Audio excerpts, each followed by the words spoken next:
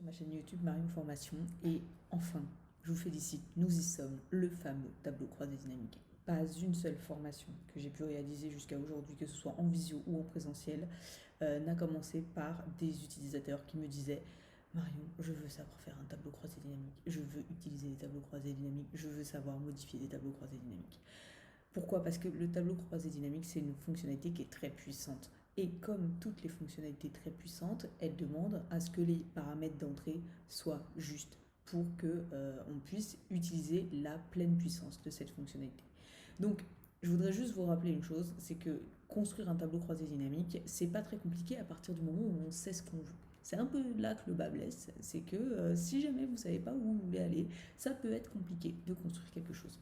Donc quand vous construisez un tableau croisé dynamique, vous vous retrouvez avec ce bandeau qui est sur la droite. Et la construction de ce tableau est vraiment pas très compliquée dans la mesure où en fait il va suffire de cliquer, glisser par étape les différents éléments que vous allez souhaiter mettre dans votre tableau croisé dynamique. Les choses sont bien faites, tout est noté. Qu'est-ce que vous voulez voir apparaître en colonne? Qu'est-ce que vous voulez voir apparaître en ligne? Quelles sont les valeurs? Donc en fait l'opération que vous souhaitez réaliser dans ce tableau de synthèse en fin de compte, et les filtres que vous allez pouvoir mettre sur ce tableau. Donc sans plus attendre, on va faire un essai. Vous retrouvez ici le tableau que je vous ai déjà présenté sur les mises en forme conditionnelles. Je vous invite fortement à utiliser la fonctionnalité mettre sous forme de tableau avant de construire un tableau croisé dynamique. C'est pourquoi le seul chemin que je vais vous montrer pour construire un tableau croisé dynamique est celui passant par le tableau dynamique. Donc, je sélectionne l'intégralité de ma plage, je fais accueil, mettre sous forme de tableau, et là, je me mets un joli orange festif. Voilà, ça, on l'a déjà vu dans une vidéo précédente. Quand je suis sur mon onglet de contexte tableau, je choisis synthétiser avec un tableau croisé dynamique. Je ne fais que ça. Je ne vais pas choisir un autre chemin pour faire mon tableau croisé dynamique. Pourquoi? Parce qu'en faisant ça, en cliquant dessus, vous voyez que la plage à laquelle se rapporte mon tableau croisé dynamique n'est pas une plage, c'est un objet. C'est l'objet tableau 1. Et c'est là que ça devient puissant d'utiliser le tableau dynamique, car lorsque je vais rajouter une colonne, lorsque je vais rajouter des lignes, mon tableau 1 restera tableau 1 dans la source de mon tableau croisé dynamique, mais je pourrai actualiser les données et récupérer ce que j'aurais ajouté, ce qui est très intéressant. Généralement, je vous conseille de toujours faire le tableau sur une nouvelle feuille, parce que comme ça c'est plus clair, et puis comme votre tableau il va grandir vers la droite et vers le bas, c'est quand même plus intéressant d'être sur une feuille vierge, tout simplement. Mais là, pour les besoins du direct, je vais venir sélectionner une feuille de calcul existante, et tout simplement une cellule à côté de mon tableau pour pouvoir voir un petit peu ce que je fais, tout simplement. Je dis OK. Hop.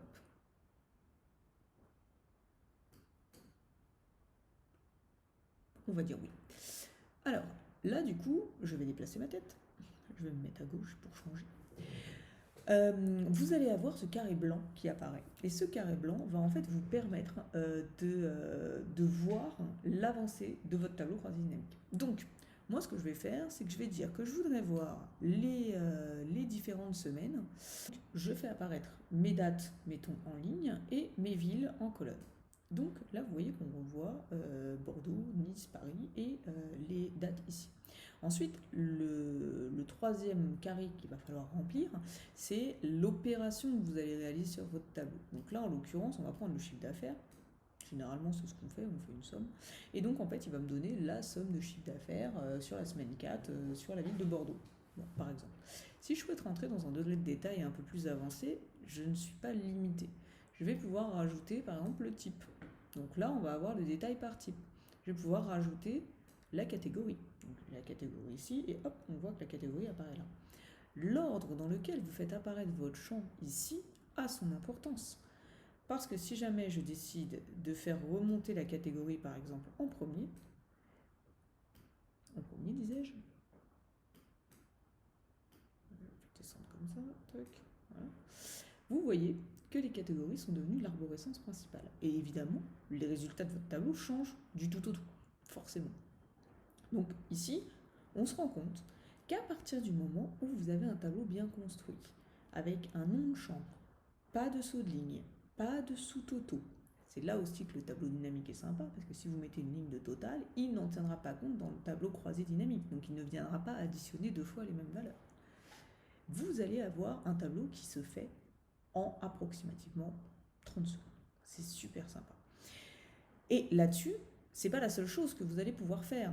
Vous allez aussi pouvoir changer le type de calcul que vous voulez réaliser.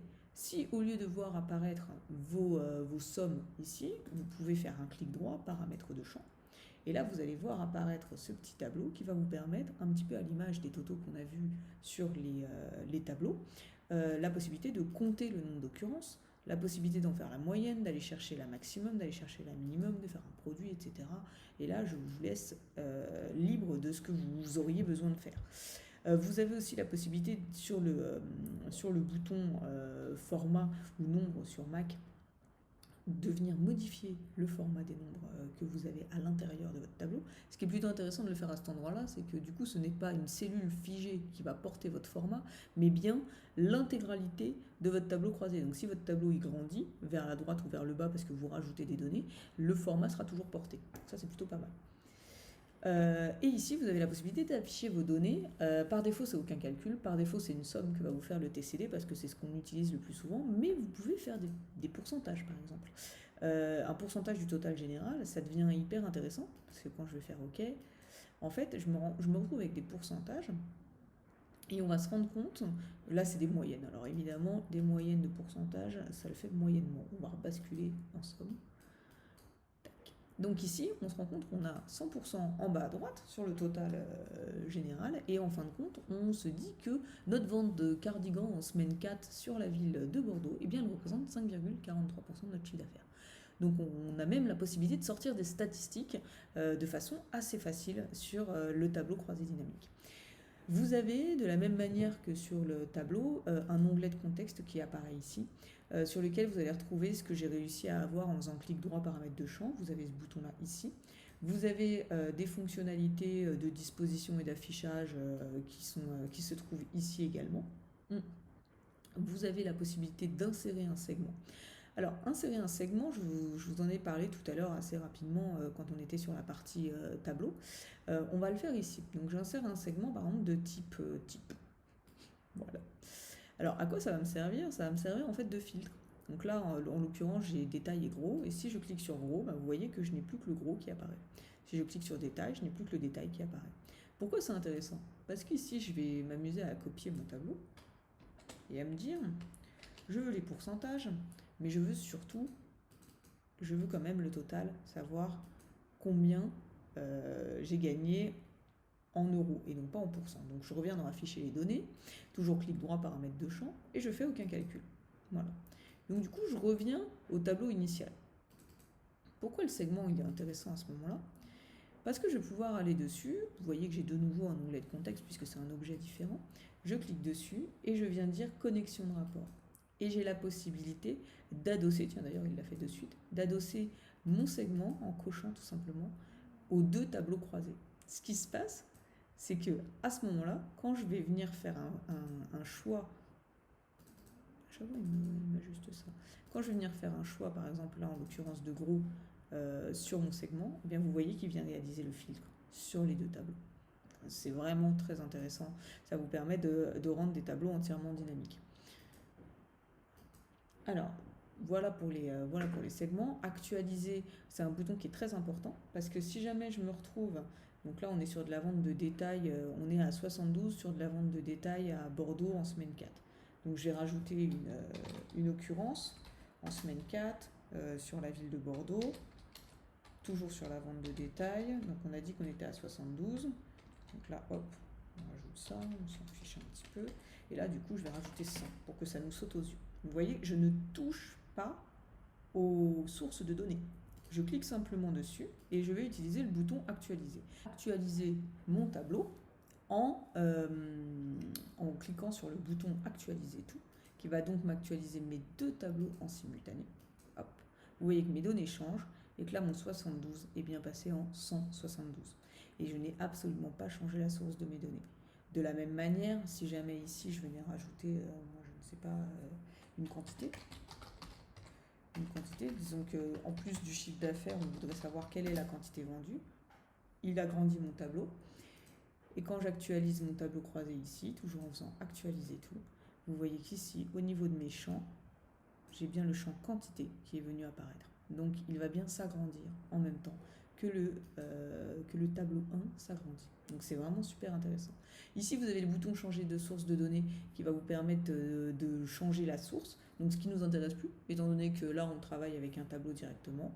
Ensuite, voilà, l'intégralité de ces boutons-là peuvent faire l'objet de formations diverses et variées.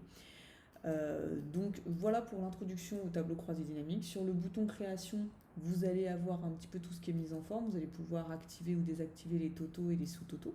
Donc, ce qui peut être intéressant pour y voir un peu plus clair sur votre tableau.